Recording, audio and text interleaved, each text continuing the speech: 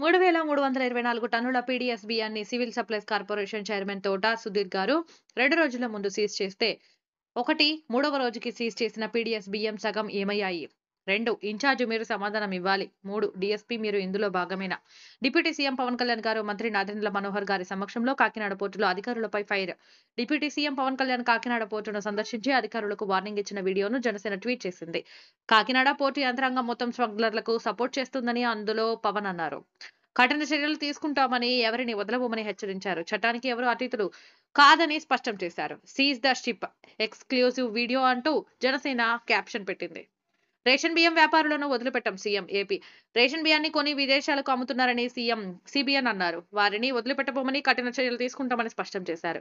గత 5 ఏళ్లలో ఎక్కడ చూసినా మాఫియా దోపిడీనే ఉందని అంతా ప్రక్షాళన చేస్తామన్నారు. ఉచిత ఇసుక విషయంలో ఎవరు అడ్డొచ్చినా ఊరుకోనని తేల్చి చెప్పారు. గతంలో మద్యం పేరుతో విచ్చలవిడిగా దోచుకున్నారని ఆరోపించారు.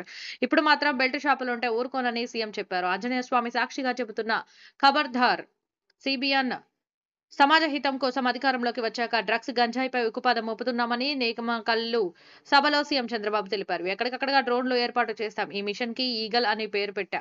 రాష్ట్రం మొత్తం డేగ కన్నుతో వాచ్ చేస్తున్నాం. ఎవడైనా గంజాయి పండించినా అమ్మినా అదే మీకు చివరి రోజు అవుతుంది. ఆంజనేయ స్వామి సాక్షిగా చెబుతున్న ఖబర్దార్ అని సీఎం వార్నింగ్ ఇచ్చారు. రైతుల జీవితాల్లో పండుగ తెచ్చాం సీఎం రేవంత్ రెడ్డి. ఒక్క ఏడాదిలో 54,000 కోట్లతో రైతుల జీవితాల్లో పండుగ తెచ్చామని సీఎం రేవంత్ రెడ్డి అన్నారు. ఈ సంతోష సమయంలో అన్నదాతలతో కలిసి రైతు పండుగలో పాలు పంచుకుంటేందుకు ఉమ్మడి పాలమూరుకు వస్తున్నట్లు ట్వీట్ చేశారు. ఏడాది క్రితం సరిగ్గా ఇదే రోజు పొలానికి వెళ్లి అరగ కట్టాల్సిన రైతు పోలింగ్ బూత్కు వెళ్లి మార్పు కోసం ఓటేశాడు. ఆ ఓటు అభయహస్తమై రైతన్న చరిత్రను తిరగరాస్తుంది అని పేర్కొన్నారు. అప్పుడు వరి వేస్తే ఉరి, ఇప్పుడు 500 బోనస్. రేవంత్ గతంలో వరి వేస్తే ఉరి వేసుకున్నట్లే అని కేసీఆర్ అంటే, ఇప్పుడు తాము వరి పండిస్తే క్వింటాకు 500 రూపాయల బోనస్ ఇస్తున్నామని సీఎం రేవంత్ రెడ్డి తెలిపారు. ఇది చూసి బీఆర్ఎస్ నేతల గుండెల్లో పిడుగులు పడుతున్నాయి. ఏడాదిలోపు 25 లక్షల మంది రైతులకు 2 లక్షల రూపాయల చొప్పున రుణమాఫీ చేశాం. అన్నదాతలకు ఉచిత కరెంటు తీసుకొచ్చింది కాంగ్రెస్ పార్టీ. గతంలో ఎంపీగా ఉండి ఎంబీఎన్ఆర్ జిల్లాకు కేసీఆర్ ఏం చేశారో చెప్పాలి అని రేవంత్ డిమాండ్ చేశారు. పవర్‌ను జన్మ హక్కుగా భావించే వాళ్ళు 10 ఏళ్లుగా పవర్‌లో లేరు మోదీ. ప్రతిపక్షాలు రాజ్యాంగ స్ఫూర్తిని నలిపేశాయని పీఎం మోదీ అన్నారు.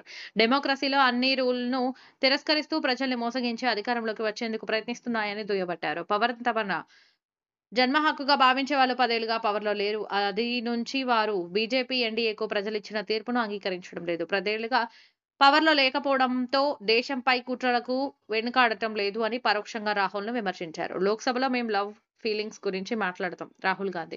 లోక్సభలో తాము ఓ రాజకీయ భావజాలంపై పోరాడుతున్నామని ఎల్ఓపి రాహుల్ గాంధీ అన్నారు. మేము ప్రేమ, అనురాగం, ఆత్మీయత, భావోద్వేగం, అనుభూతుల గురించి మాట్లాడతాం. వాళ్ళేమో ద్వేషం, విభజన, హింస గురించి ప్రసంగిస్తారు. రాజ్యాంగం అందరినీ సమానంగా చూడాలని చెప్తుంది. మోదీనేమో అందరికొకలాగా, అదానీని మరొకలా చూస్తారు. యూఎస్ అదానీని క్రిమినల్ అంటోంది. ఇక్కడలా కాదు. వాళ్ళు 3 government, media, ED, CBI, IT అని అన్నారు. రైతు బంధు కంటే 500 రూపాయల బోనస్ ఎలా మేలవుతుంది? హరీష్. టీజీ కాంగ్రెస్ ప్రభుత్వం రైతు బంధు పథకాన్ని శాశ్వతంగా రద్దు చేయాలని చూస్తోందని హరీష్ రావు అన్నారు. రైతు బంధు కంటే సన్నాలకిచ్చే 500 రూపాయల బోనసే మేలు అని రైతులు అంటున్నట్లు మంత్రి తుమ్మల చెబుతున్నారు. 5,19,605 క్వింటాల సన్న వడ్లకు దక్కిన బోనస్ 26 కోట్లు. అదే రైతు బంధు కింద ఏడాదికి 7,500 కోట్లు రైతులకు ఇవ్వాల్సి ఉంటుంది.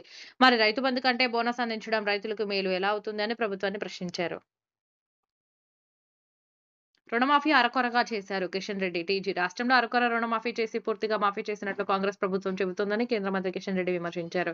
గత ప్రభుత్వం ఉద్యోగ నియామక పరీక్షలు నిర్వహిస్తే వాటిని తామే భర్తీ చేస్తామని ప్రచారం చేసుకుంటోందన్నారు.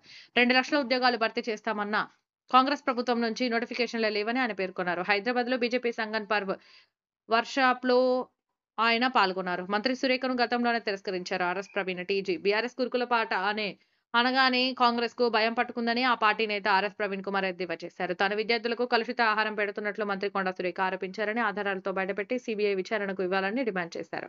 ఆమెను గతంలోనే తెలంగాణ ప్రజలు తిరస్కరించారని చెప్పారు. మహిళలపై చేసిన ఆరోపణలకు ఆమెపై కేసు పెట్టాలని కోర్టు చెప్పిందని, సురేఖకు మంత్రి పదవిలో ఉండే అర్హత లేదన్నారు. వయనాడులో బీజేపీపై ప్రియాంక గాంధీ ఫైర్. రాజకీయ పోరాటాల్లో బీజేపీ ప్రజాస్వామ్య నిబంధనలు పాటించదని కాంగ్రెస్ ఎంపీ ప్రియాంక గాంధీ వాద్రా అన్నారు. వయనాడులో విరిగిపడ్డ కొండ చర్యలతో ఆ పార్టీ ప్రవర్తనను పోల్చారు. సహజ విపత్తుల్లాగే కాషాయ పార్టీకి రూల్స్ ఉండవు, వివరణలు ఇవ్వదు, ప్రజాస్వామ్య నిబంధనలను ఫాలో అవ్వదు. సంస్థలను నిర్వీర్యం చేయడంతో ఎన్నికల ప్రక్రియపై ప్రజలు విశ్వాసం కోల్పోతున్నారు అని విమర్శించారు. తాను వయనాడు ప్రజల గొంతుకనవుతా అన్నారు.